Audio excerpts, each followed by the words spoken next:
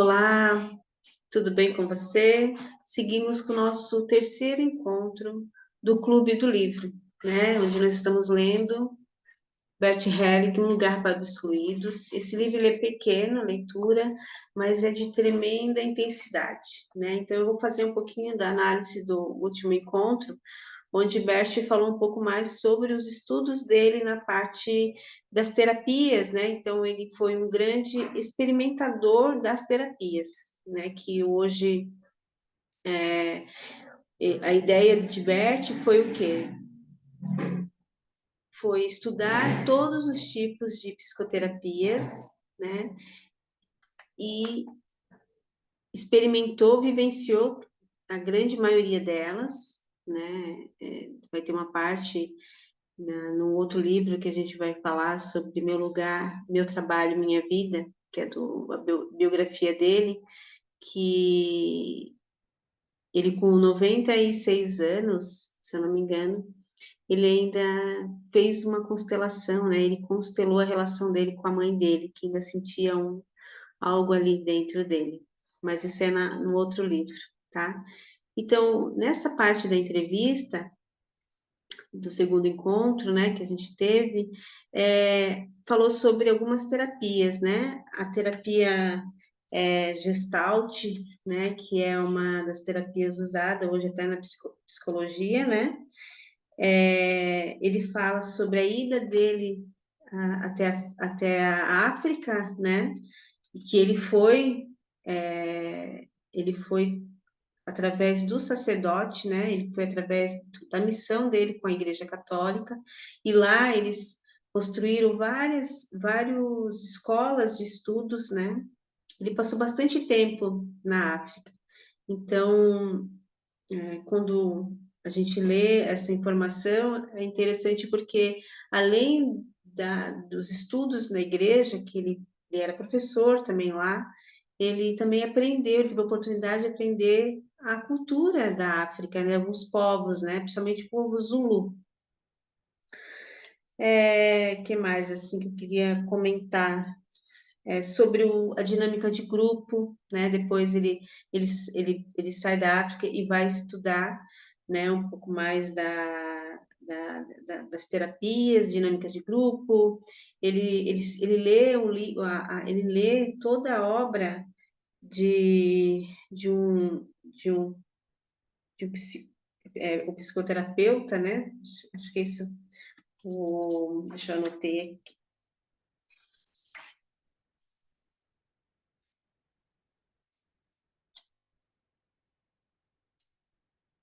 Ó, ele fez a conclusão dele, ele concluiu a formação dele em psicanálise, né?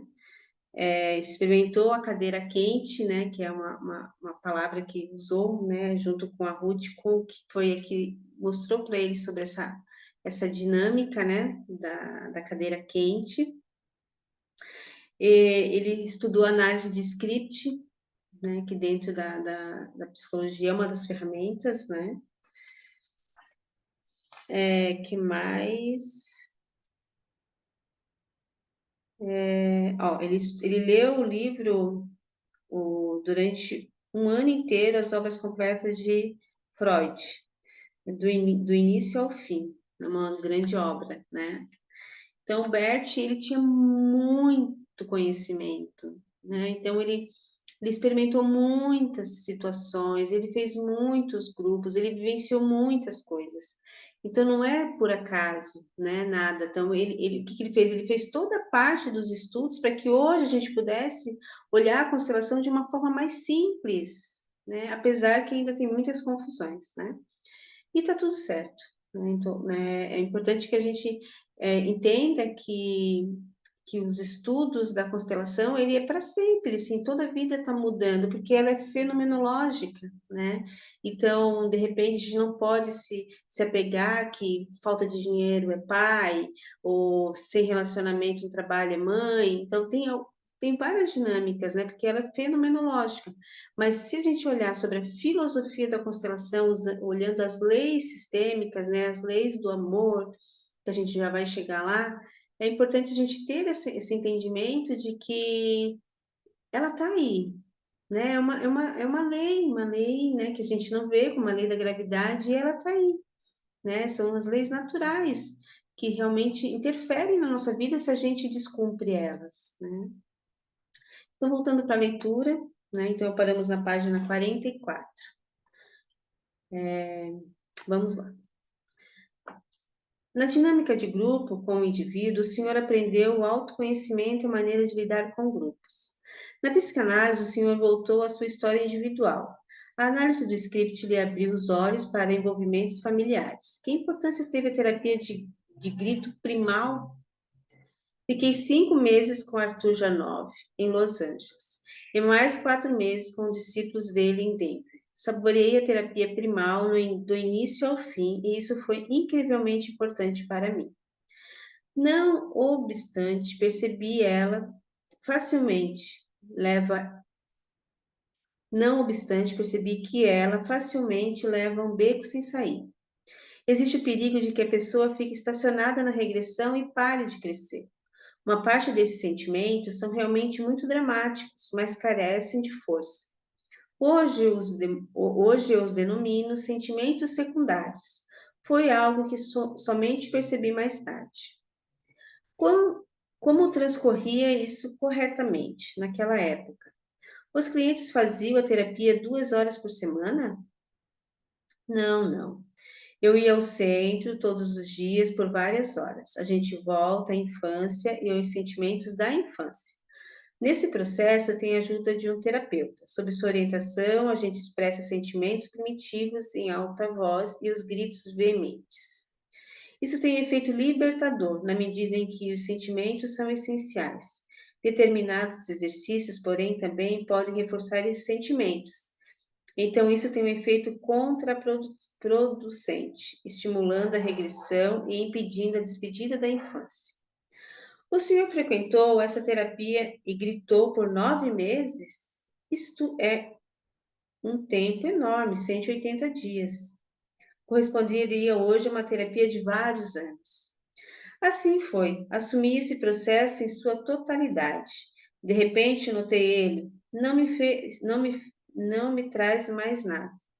Pôde facilmente converter-se num teatro. Como precedeu isso?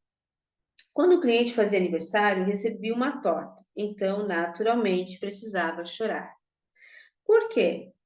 Era como uma obrigação, porque o cliente estava recebendo algo que não recebera em sua infância. Certa vez, um colega do grupo, que também era terapeuta, recebeu uma dessas tortas depois da sessão e prorrompeu num choro de cortar o coração. Mais tarde, eu a procurei e lhe perguntei: Você não encenou aquele choro? Ela respondeu: Sim, aqui a gente precisava fazer isso, portanto, tratava-se de um certo código de comportamento, que nada tinha a ver com liberdade e crescimento. Mais tarde, eu próprio ofereci terapia primal pelas normas então vigentes. Essa terapia devia durar 9 meses. Comecei reduzindo para 4 meses. Como o senhor trabalhava? Em grupos. Um fim de semana por mês? Não, não, diariamente, exceto aos sábados e domingos. Mesmo nisso, pode-se ver como os tempos mudaram. Hoje, dificilmente uma pessoa entraria nisso. Como reagiram os vizinhos? Eu tinha em minha casa um porão à prova de som. Mandei expressamente construir a casa de uma forma que se permitisse trabalhar com terapia primal. Todo dia fazíamos sessões de grupo de cerca de 3 horas para 10 participantes. Minha mulher e eu oferecíamos ainda cada um 2 sessões individuais. Oferecemos 2 vezes a terapia primal por um período de 4 meses. Então pensamos que 4 semanas bastariam e oferecemos a terapia por esse prazo, 2 vezes ao ano. O efeito era o mesmo. Mais tarde, combinei a terapia primal com a análise de script. No final, dava cursos de script por 5 dias, reservando dia para a terapia primal. Com o passar do tempo, observei que a dor primitiva fundamental resulta da interrupção de um movimento de aproximação, que sempre teve um papel importante na terapia primal. Como terapeutas, ajudamos o cliente a reviver o processo de nascimento. Depois, o ajudamos no movimento de encontro com a mãe e com o pai. E nisso se completa o processo. Mais tarde, reparei que os problemas importantes dos clientes são de natureza sistêmica ou remontam aos traumas pessoais. Para tratar o aspecto sistêmico, oferecia a constelação familiar para o trauma pessoal, uma sessão de terapia primal. O senhor fez terapia por muito tempo. Análise, terapia de Gestalt, terapia primal. Para que precisou tudo isso se sua vida corria tão sem problemas? O senhor procurou para si terapias que envolviam muito autoconhecimento. Todas essas terapias eu fiz para mim mesmo, e não porque pretendesse transmiti-la. Para mim, funcionaram como outro noviciado, e ainda precisei de muito tempo até ter clareza sobre mim mesmo. Até os 50 anos eu não me sentia pronto, ainda estava em busca. Só então ganhei clareza. Quais eram suas questões nesse longo processo terapêutico? Entrei nele sem questões, simplesmente me expus a ele. Queria aprender, queria fazer exercícios pessoais, queria ver o que passava comigo. Quando algo não era bom para mim, eu a interrompia imediatamente. Se alguém o procurava agora como terapeuta, ele disse: quero apenas fazer uma experiência. O senhor provavelmente faria aquele comentário? Ele tem alguma força? Não é verdade que o cliente chega ao terapeuta com uma questão? Para mim era um treinamento pessoal, sem questões claras. As questões claras não são, de qualquer maneira, as verdadeiras questões. Eu percebia imediatamente se algo me atingia. O caso mais patente foi com a análise de script. Fiquei eletrizado, senti. Aqui é possível um desenvolvimento, pois na época ainda estava imaturo. Tem a terapia primal. Ocorreu inicialmente algo semelhante. Contudo, num determinado momento, percebi que tinha acabado. Sempre que algo se converte em escola, que as pessoas precisam aprender e dominar um código de procedimento, algo morre. Então, fui adiante. Em outras palavras, diante da grande oferta de novas formas de terapia e de propostas inovadoras que aconteceram aos montes, nos anos 70, o senhor escolheu o que era interessante para si? Justamente. Então eu testava isso, eu aprofundava para mim com os outros em outros. Nisso se baseia a riqueza da experiência. Sem certificados e sem afiliação, associações. Isso nunca me interessou. Agora chegamos a alguns psicólogos críticos, que jamais se submeteram ao processo de autoconhecimento e não entendem nada de terapias humanistas, a não ser desqualificando-as como esotéricas e gritam: Helling não tem certificado. Não deixa de ser cômico? Ele, assim é. O senhor também se ocupou com hipnoterapia, segundo Milton Erickson, e a programação neurolinguística. O que fascinou tanto em Milton Erickson? Impressionaram-me o seu respeito pelo cliente e sua maneira de acompanhar o movimento dele. Refere-se aos movimentos corporais do cliente? Sim, aprendi muito com isso. Por exemplo, quando alguém conta alguma coisa e simultaneamente sacode levemente a cabeça. Muitas vezes não é verdade o que ele diz. Ou a pessoa faz que sim com a cabeça, mas nega com as palavras. O que eu afirmei, então vejo que acertei. Numa constelação, pode acontecer que alguém recue um passo ou olhe por cima de alguém. Então, sei que devo introduzir ali uma outra pessoa. Esses pequenos movimentos são muitas vezes o mais importante. E Milton Erickson imediatamente concordava com tudo que o cliente mostrava. Reparava nos mínimos sinais corporais e lia neles a verdadeira questão do cliente. que muitas vezes é algo totalmente diferente da questão apresentada. Erickson conduziu o cliente por desvios, sem que fosse imediatamente visível, aonde o caminho levava até chegar ao que lhe correspondia de modo mais profundo. Pode ser mais preciso? O que o senhor quer dizer em desvio? Por exemplo, Erickson foi procurado por um casal com problemas. Ele não disse nada e mandou fazer um passeio nas montanhas. Quando voltaram, perguntou por suas impressões. O homem disse: Foi maravilhoso. A vista, a paisagem. A mulher disse: Como você pode dizer isso? Foi terrivelmente enfandono. Erickson não comentou e os mandou para casa.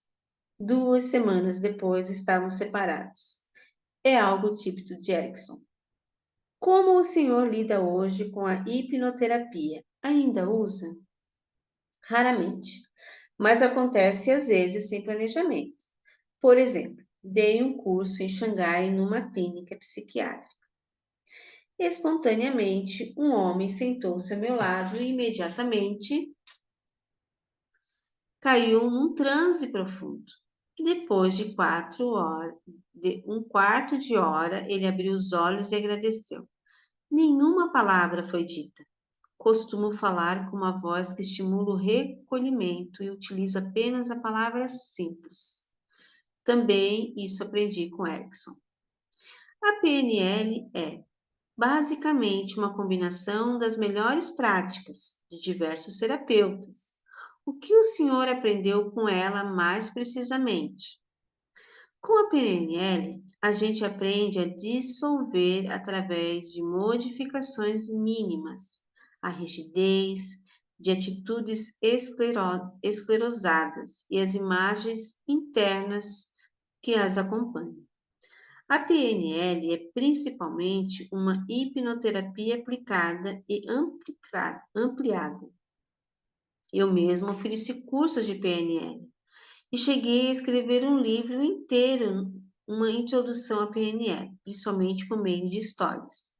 Jamais eu publiquei. Por meio da hipnoterapia e da PNL, aprendi a introduzir histórias terapeuticamente. Como o senhor inventa histórias terapêuticas? O que quer dizer quando afirma que as coloca terapeuticamente? A maioria das histórias terapêuticas me ocorre espontaneamente em determinadas situações. Por exemplo, num curso meu, alguém contou que tinha asma. Então eu lhe contei a seguinte história. Alguém mora numa casa pequena. Com o passar dos anos, acumularam muito trastes em seus quartos. Muitos hóspedes trouxeram suas coisas e, quando foram embora, deixaram muitas malas. E como se ainda estivessem ali, embora tenham partido e para sempre.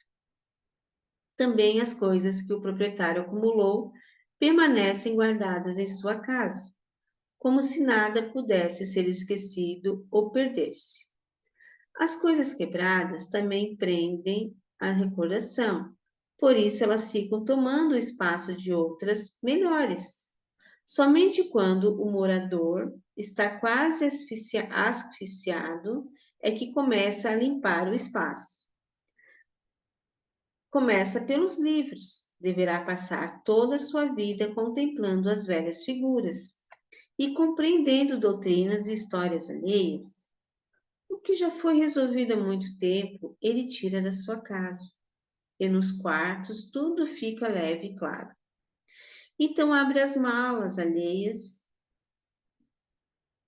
e vê se ainda encontra algo que possa utilizar. Nisso, descobre algumas preciosidades e as põe à parte. O resto ele carrega para fora. Despeça os trastes numa cova profunda, cobre-a cuidadosamente com a terra e depois planta a grama por cima. Como foi que de repente o senhor passou a contar histórias? E por que gostava de contá-las? Porque reparei, Como as histórias são elegantes e eficazes. De início, pensei que gostaria de ter esse poder, mas não tinha. De repente, no meio de um curso, alguém me pediu: conte uma história. Então me ocorreu subitamente a história do grande e do pequeno Orfeu. Ele estava com o título Dois Tipos de Felicidade. Em meu livro, Diemite. Então o feitiço se quebrou. A partir daí inventei e contei muitas histórias. Histórias próprias? Sim, claro. Elas simplesmente ocorreram assim. Frequentemente eu não as dirijo àquela ou a quem são destinadas, mas todas, pois eu mesmo já fiz essa experiência. Num grande num grande grupo em que a terapeuta contava uma metáfora para cada participante, a minha não serviu para mim, mas a de um colega me serviu. Assim, muitas vezes conto as histórias sem dizer nada àqueles a quem a dirijo. Elas são para todos. Antes mesmo, antes, quando eu eventualmente me irritava num curso, também contava histórias. Eram histórias para me vingar. Uma forma elegante de vingança. Por exemplo, a história do general leproso, que foi procurar um curandeiro. Esse não lhe deu atenção e só mandou lhe dizer: tome um banho no Jordão. Ele fez isso. Depois foi para casa e disse à sua mulher: tomei um banho, estou curado. Mas nada mais aconteceu. Então todos sorriram. Ou então a história da Judas, que contei uma vez. Jesus disse a alguém: levanta-te, pega o teu leito e vai para casa. Mas ele respondeu: isso eu não quero. Então Jesus diz aos seus discípulos: talvez ele dê mais glória a Deus do que eu. Essa história mostra como a resistência é importante e como eu a respeito. Não existe ajuda a qualquer preço. Diz que as histórias encontram o caminho para o inconsciente com mais facilidade do que outros recursos. Como atuam as histórias mais precisamente? E por que muitas vezes é melhor contar história do que conceitos? Por exemplo, às vezes os pais têm problemas porque seus filhos já crescidos urinam na cama. A essa criança podemos contar a história em que introduzimos pequenos episódios, como fechar uma torneira ou vedar uma goteira. Por exemplo, Chapeuzinho Vermelho chega à casa da avó, quer entrar pela porta e repara uma goteira que está pingando. Então diz para si mesmo: vou consertar isso primeiro. Dirige-se ao barracão, pega um pouco de pinche, traz uma escada, sobe nela, veda a goteira para que a entrada não fique molhada. Então, entra para visitar a avó. Ou então, em Branca de Neve, os sete anões, de manhã chega um anão e se queixa que choveu nele de noite, que acordou molhado de manhã. Branca de Neve lhe diz então: vou consertar isso. Quando os anões saem para trabalhar, ela sobe ao telhado, vê uma telha, se deslocou e repõe em seu lugar. Quando o anão chega de tarde, está tão cansado que se esquece de perguntar sobre o teto. De manhã ele se esquece também, pois tudo está em ordem. Um homem cuja filhinha molhava a cama contou-lhe à noite essas histórias a ela. Fizeram um efeito imediato. Na manhã seguinte, a cama estava seca, mas ele teve uma experiência curiosa. Antes, quando contava à sua filha à noite contos de fada, ele sempre cuidava que ele as contasse com as mesmas palavras, sem nada acrescentar ou omitir. Entretanto, contra essas variações, ela não protestou, aceitando-as como naturais. Então, vemos que a alma ciente da criança faz uma aliança com a história. A alma quer a solução, sem que ela seja expressa abertamente. Dessa maneira, com a percepção e o estímulo, a criança pode adotar uma nova atitude. Naturalmente, a criança percebeu o que o seu pai disse, senão isso teria sido ineficaz.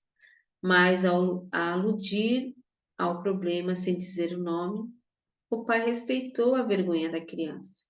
Ela sentiu-se respeitada, porque ele a tratou com cuidado e pôde reagir. A criança sabe que urina na cama é algo que não precisamos lhe falar. Ela também sabe que não deve fazer isso. Também, isso ninguém precisa dizer. Se lhe damos um conselho ou tocamos em seu problema, ela se sente inferiorizada. Se seguir o conselho, os pais ganham em autoestima e a criança perde. Rejeitando-a, ela se protege contra a perda de autoestima. Justamente porque lhe demos um conselho, ela precisa agir de modo diferente para preservarem a sua dignidade. A dignidade é o que há de mais importante para o ser humano, inclusive para uma criança.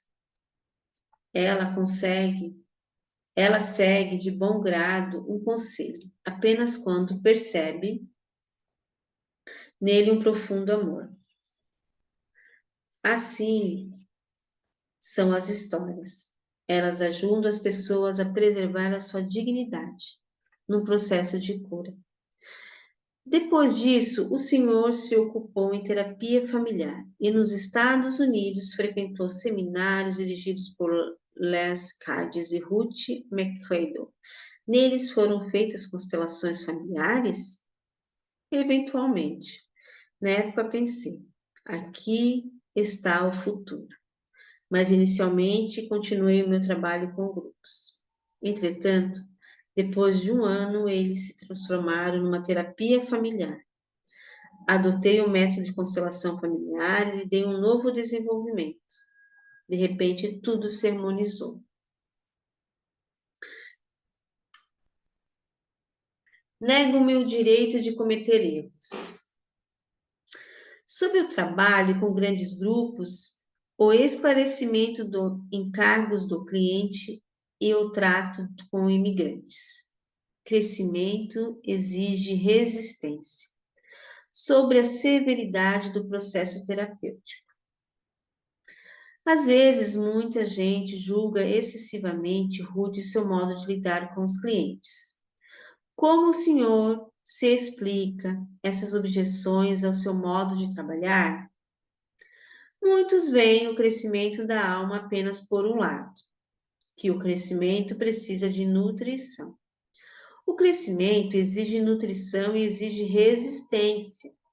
Todo crescimento se impõe contra oposições.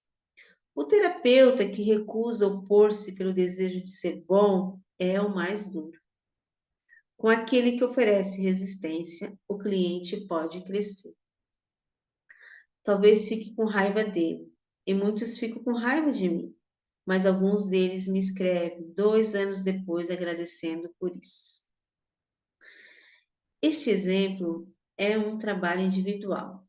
Refiro-me aos grandes grupos. Antigamente, o senhor trabalhava com pequenos grupos, por 2 ou 3 dias, e os clientes tinham possibilidade de retornar. Por vezes, o senhor trabalhava com alguém no primeiro dia, confrontava ou interrompia numa constelação, colocando um processo em movimento.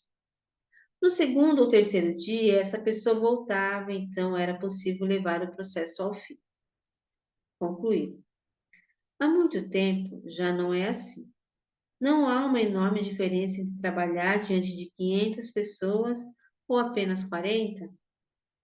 Quando trabalho em presença de um grande grupo, trabalho de um modo mais concentrado e interrompo o trabalho quando vejo que não há, e interrompo o trabalho quando vejo que não há progresso. Mesmo que não tenha oportunidade de retomá-lo, isso parece duro, mas é uma chance para o interessado. Se eu não agisse assim, perderia minha força e minha credibilidade. Não sacrifico isso a nenhuma crítica, nem mesmo a possibilidade de que alguém se escandalize. Quando trabalho, esqueço completamente o público. Trabalha aquilo que a alma do cliente exige, nada mais. Como os outros recebem isso é uma outra questão. Há 2 anos, no Congresso Internacional, trabalhei com uma mulher eritreia. Então houve uma gritaria e eu disse a ela que deveria voltar para a Eritreia. Alguns disseram: como ele pode dizer isso? É xenofobia. Essa mulher mora na Alemanha. Peter Levine, um terapeuta especializado em traumas, estava sentado na primeira fila. Ele comentou depois, com um amigo meu, que no momento em que eu disse aquela frase, ele sentiu um movimento de energia subindo pelo corpo da mulher. Minha intervenção provocava a cura de um trauma. Parece duro dizer, você precisa voltar, mas foi justamente o que fez o efeito. O terapeuta dessa mulher me escreveu mais tarde, dizendo que depois disso ela voltou diversas vezes à Eritreia, retomou, portanto, o vínculo com a sua pátria. Não há uma diferença entre dizer você precisa voltar à Eritreia e retome o contato com a sua pátria. Avalie por si mesmo. Quanta força tem a primeira frase e quanta força tem a segunda? Não. Naturalmente ela precisa voltar. Isso é muito claro. E quando concorda com isso, algo muda em sua alma. Então retoma o contato.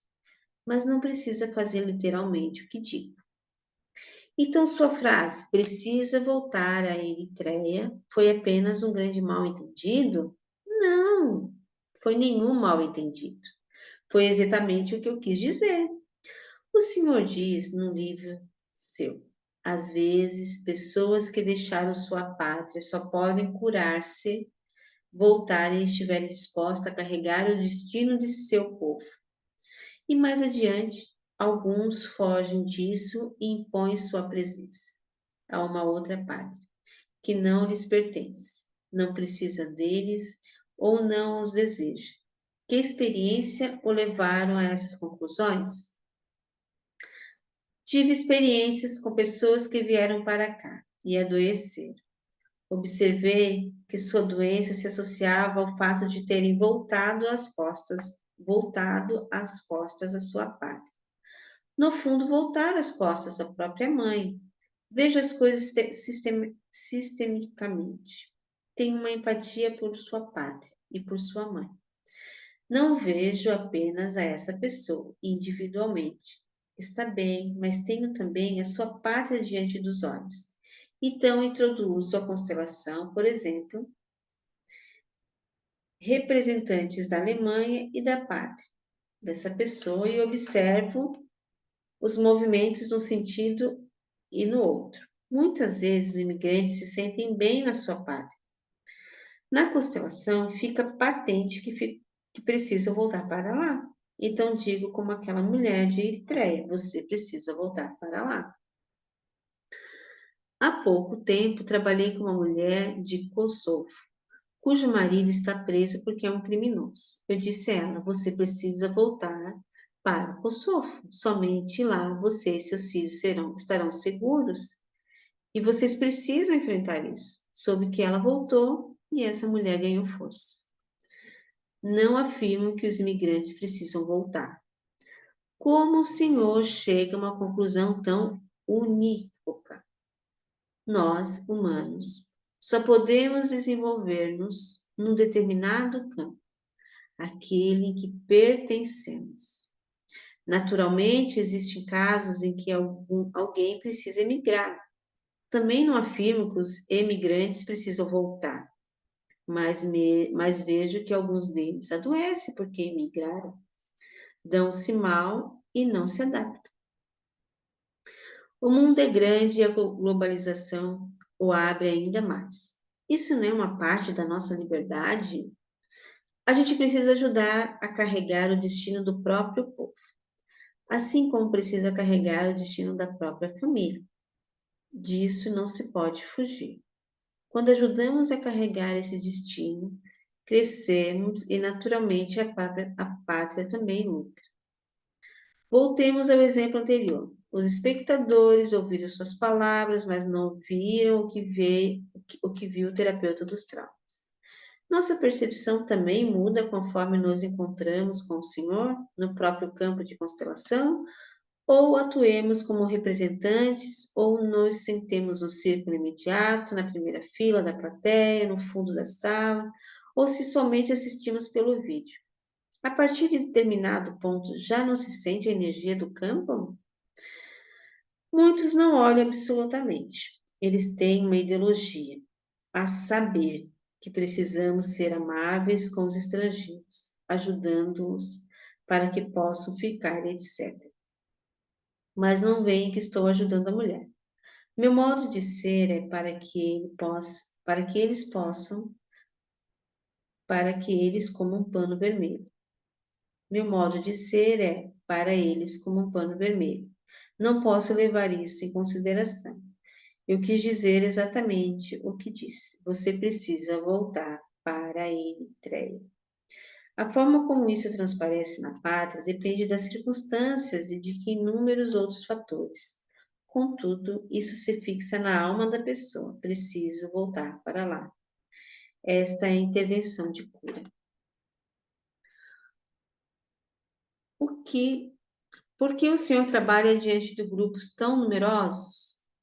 Na primeira vez em que trabalhei com um grande grupo, pretendia oferecer um seminário para 35 pessoas. E de repente apareceram 350. Simplesmente comecei a trabalhar diante de todos e o resultado foi muito bom. É algo que jamais faria por iniciativa própria. Às vezes somos compelidos a fazer alguma coisa. Nessa ocasião, vi que isso era possível. Pelas considerações teóricas, jamais teria funcionado. Assim foi me mostrando o que eu poderia arriscar-me. Cada contexto é uma oportunidade e impõe limites. Aos que dizem que não posso trabalhar diante de tanta gente, que isso é uma presunção, respondo com uma pergunta: o que seria do trabalho com as constelações familiares se eu tivesse continuado a trabalhar com pequenos grupos? Ele seria o conhecido? Olhando para um conjunto, essa maneira de trabalhar foi uma ruptura decisiva, que alguns se escandalizem, faz parte do risco. Para mim, não há risco nenhum. Eu trabalho com um grupo inteiro. Pergunto-me, o cliente se encontra no espaço protegido ou no espaço público? O que acontece quando o espaço terapêutico se converte num espaço público? Então, intervenções terapêuticas se tornam declarações políticas? Daí surgem comentários como este: Hering diz que os estrangeiros devem voltar para o seu país. É uma conclusão ilegítima. Isso acontece naquele caso. Em outros é diferente. Eu não generalizo. Em casos como esse, trabalho com todo o grupo, não particularmente com os indivíduos, como muitos supõem. Trata-se de um mal-entendido. Não quero expor as pessoas. Trabalho com elas em função de todo o grupo. Todos podem, ao mesmo tempo, aprender algo. Também são tocados interiormente e talvez resolvam um problema, sem que precisem fazer uma constelação. Mesmo quando são 1.500 pessoas, em Rubric eram 2.300. Não é um número conveniente. Acho que 500 é um número aceitável. Outros casos são exceções. Então, voltemos ao tema de expor o cliente. Existem situações em que o senhor diz ao público: vocês veem o que ele está fazendo? O senhor comenta algo do cliente com o público. Isso escandaliza muita gente. Isso é dinâmica de grupo. Envolva o grupo como instrumento e isso exerce uma enorme pressão sobre o cliente. É uma medida terapêutica intencional. O grupo fica sabendo que aqui não se brinca. Quando me imagino sentada diante de todos como uma cliente, isso me intimidaria terrivelmente. Eu me sentia de repente no espaço público, não mais no espaço terapêutico, pois não me inscrevi para uma sessão de dinâmica de grupo. Eu não levo o cliente a um grupo, é ele que vem para esse grupo. Torna-se quase impossível ter alguma vivência com Bert Helling a não ser com grandes grupos. Seja como for, ele vem a mim como esse risco. Sabe que é uma sessão pública, pois não sou precedido pela fama de que faço isso. Há uma diferença entre o modo como o cliente reage no momento e o efeito isso faz depois, em sua família. Também levo isso em consideração.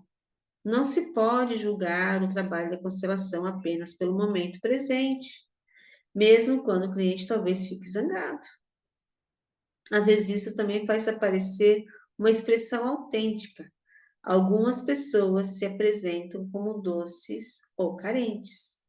Quando o confronto reage de repente com agressividade, eventualmente as expõe para que isso se torne visível. Se às vezes vou longe demais, bem, isso ocorre algumas vezes. Sou eu o único que tem a obrigação de ser perfeito? Isso nem é humano. Nego meu direito de cometer erros.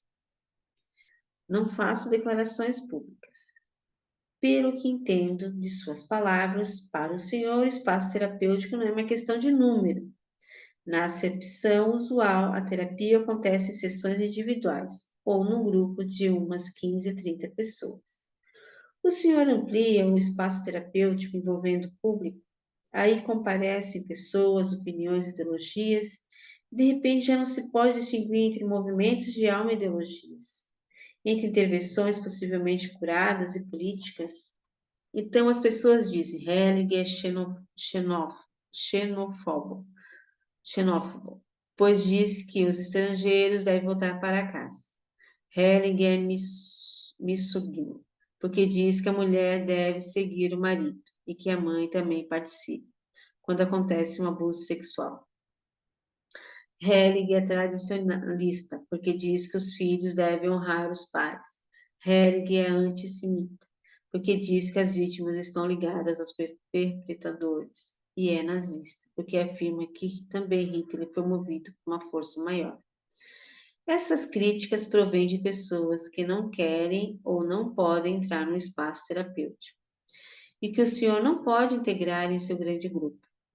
Os parâmetros sistêmicos observados pelo senhor e por outros tais como a ordem, vínculo e compensação convertem-se em prescrições normativas para indivíduos. Assim, intervenções terapêuticas tornam-se em declarações políticas. Helling, tais críticas se baseiam em ideologia. Eu não faço declarações políticas. Faço o meu trabalho e deixo-me conduzir pelo que vejo nas constelações. Não sou um mecânico. O esclarecimento do encargo. Do campo terapêutico, vem esta pergunta crítica. Onde fica em Bert Helling o esclarecimento do encargo do cliente? Quem lhe confia um encargo quando o cliente o procura?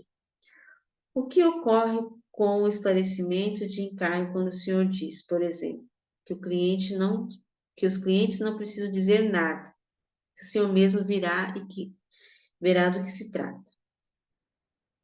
Se eu fizesse um tal esclarecimento do encargo, estaria procedendo como uma prostituta. Alguém chega e diz: exijo isso e pago por isso. Que tipo de imagem de terapeuta é essa? Da sua dignidade, da sua competência. Vou dar um exemplo. Numa pausa durante uma palestra minha, um casal veio falar comigo e me perguntou se podia trabalhar com eles. Olhei para a mulher e disse: está claro que ela quer abandonar a relação. Foi algo que eu vi. Ela concordou e o homem também. Estiveram casados e foram felizes por muito tempo, então a mãe dele necessitou de cuidados. E o filho a trouxe para sua casa. A partir daí, a relação do casal deteriorou-se. Perguntei a ela o que houve em sua família de origem. Ela revelou que teve um irmão deficiente que morreu cedo. Perguntei-lhes se queriam trabalhar comigo e ela subiu ao palco. Que tipo de encargo eu tenho agora? Tinham eles condições de dizer que incumbência que me davam? Qual era a questão? Não tinham. Mas nessa ocasião, o senhor perguntou e o problema se revelou, de modo que o senhor fez uma constelação. Mas é diferente quando o senhor diz: não preciso perguntar, não, já sei do que se trata. Um cliente vem a mim porque me acha competente. Não sou simplesmente um executor. Não sou um mecânico que conserta automóveis. O cliente espera de mim uma competência diferente. Por exemplo, que eu veja as coisas que ele não vê. Porém, relacionadas à questão dele, a questão, todo mundo sabe que a questão apresentada não é verdadeira questão. Assim, se entra no que diz o cliente, não penetra no que está por trás. Então, começa muitas vezes entre o cliente e o terapeuta um jogo fadado a fracasso, porque não se trata do verdadeiro problema.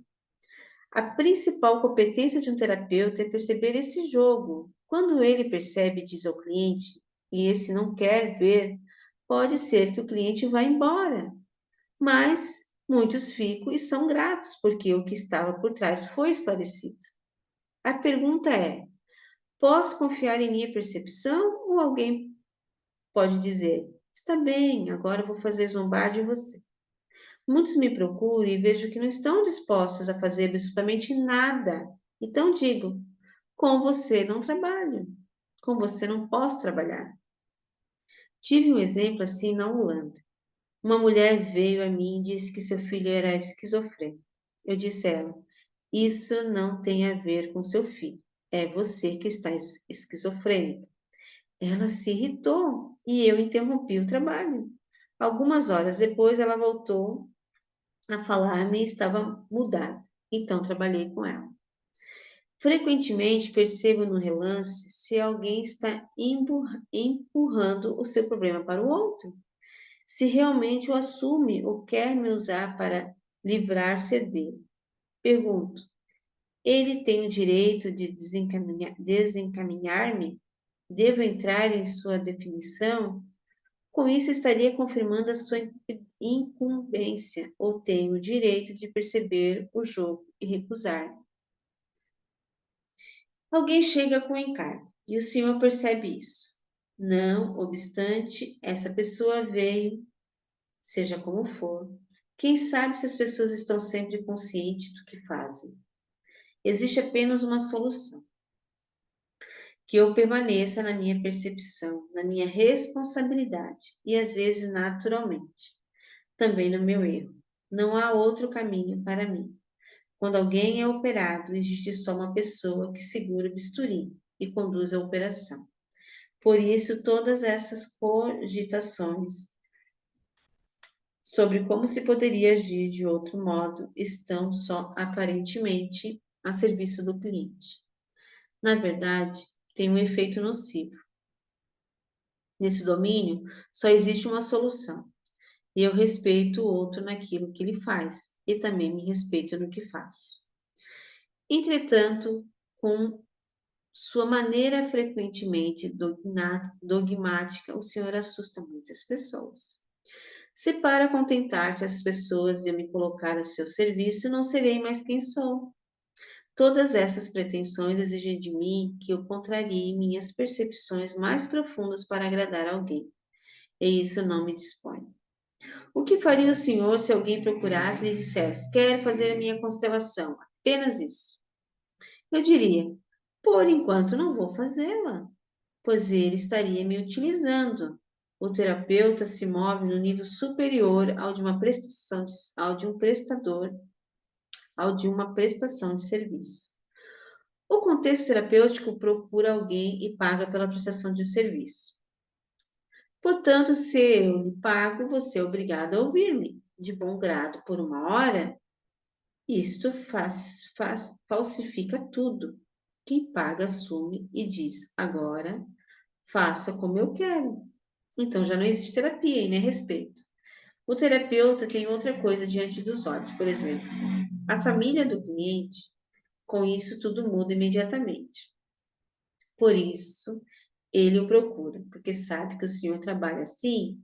Muitos me procuram porque querem que eu confirme o seu problema e também sua ideia de que ele é insolúvel.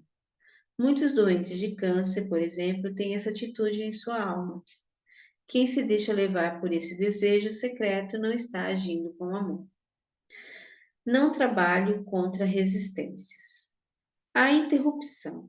O fato de que o cliente simplesmente assiste sua própria constelação contribui muitas vezes para diminuir sua resistência contra mudanças. Na constelação se manifesta algo que não tinha sido encarado. Com isso, algo importante é mostrado ao cliente. Somente então se manifesta se ele tem resistência ou não. Quando tem resistência, interrompa o trabalho, pois não precisa ir contra a sua resistência. Quando o cliente vê a situação, porém interiormente não chega ainda ao ponto de agir ou não recebeu internamente de seu sistema permissão para isso, respeite o fato e não prossiga. Por conseguinte, a interrupção não é uma punição para o cliente, mas uma intervenção justamente. Às vezes o efeito é outro. Essa não é minha intenção.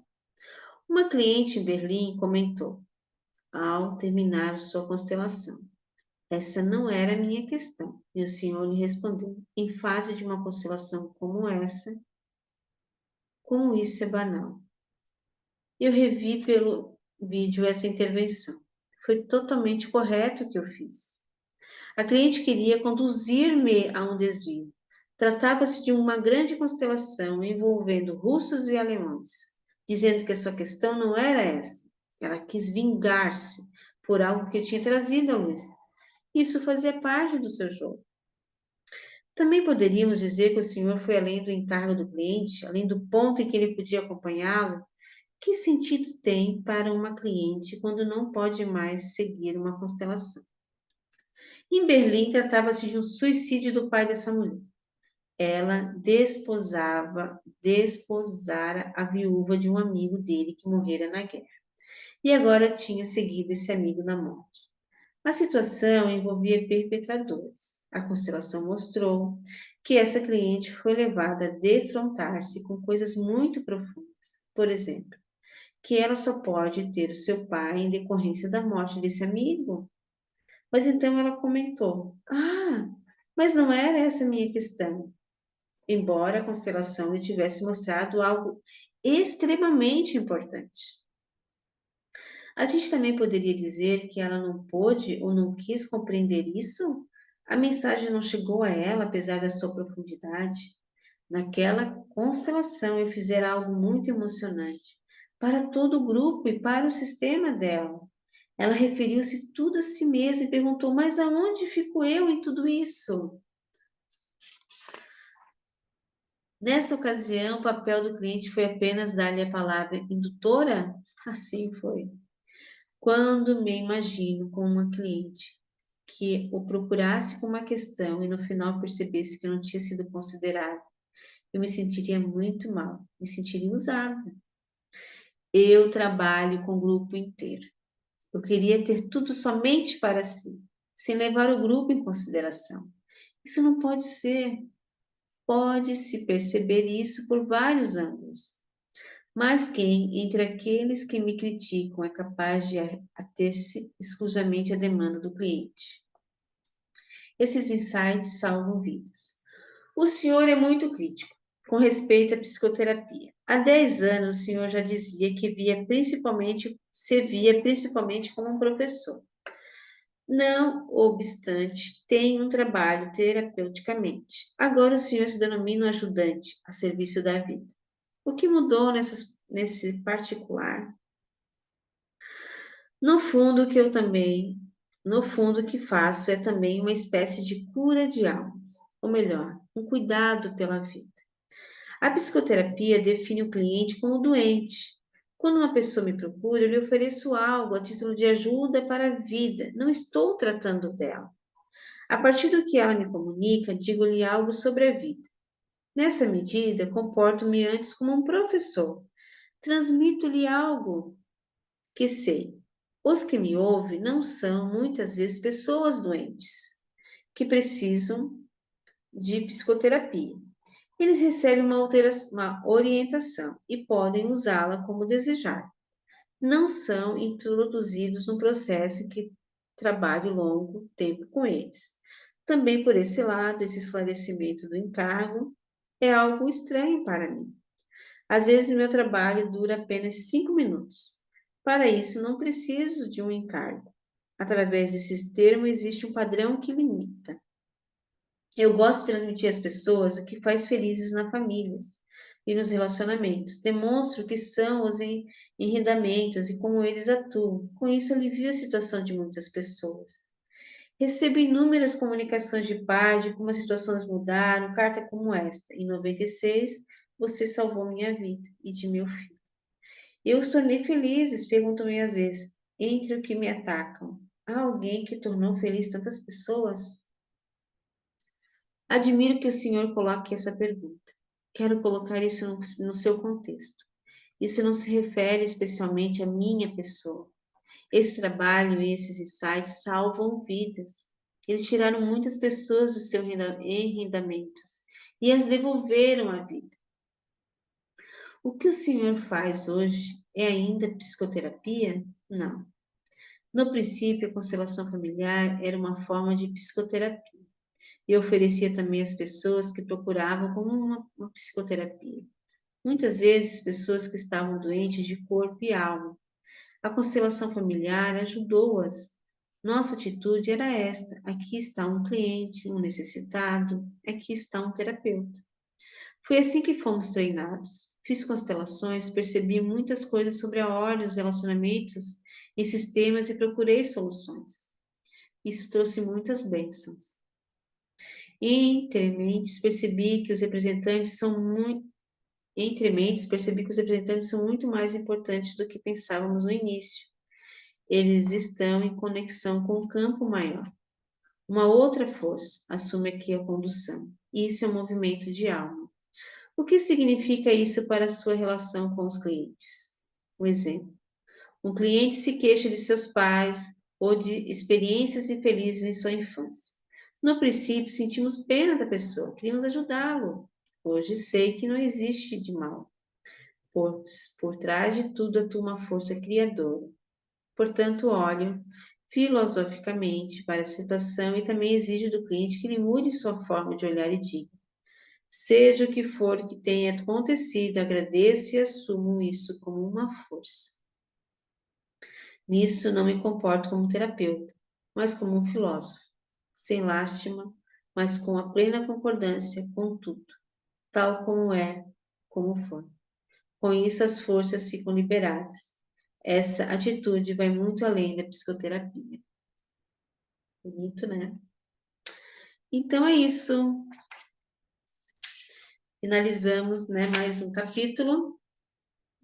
Paramos na página, iniciamos na semana que vem na página 63, que vai ser lindo. Vou falar sobre os 5 círculos do amor.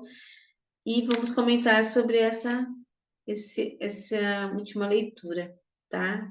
Então, se vocês perceberem, essa pegada de hoje foi muito mais para falar sobre as intervenções que ele faz, da forma que ele lida com as pessoas, com os clientes, né? Do como ele era criticado, certo? Quero agradecer você que está acompanhando. Quiser aproveitar, saber mais do meu trabalho, deixe um comentário, dê um like, compartilhe, para que esse material chegue a mais pessoas, né? Para entender um pouco que a constelação, ela é amor, né? A constelação, ela é algo muito maior. É incrível quando a gente se permite, sabe? Se permite entrar nesse mundo da filosofia da constelação familiar. Gratidão e até semana que vem.